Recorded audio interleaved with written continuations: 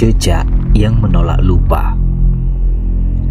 Benda-benda ini, mereka tidak sekedar diam. Mereka adalah saksi bisu yang sedang berbisik tentang siapa kita sebenarnya.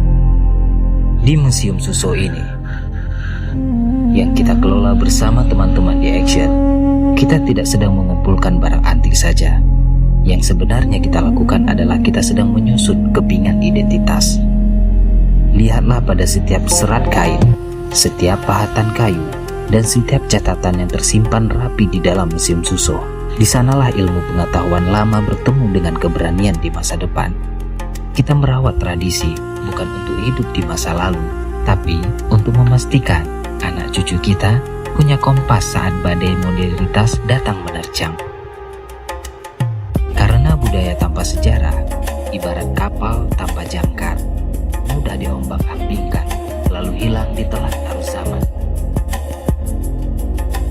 Setiap artefak punya cerita.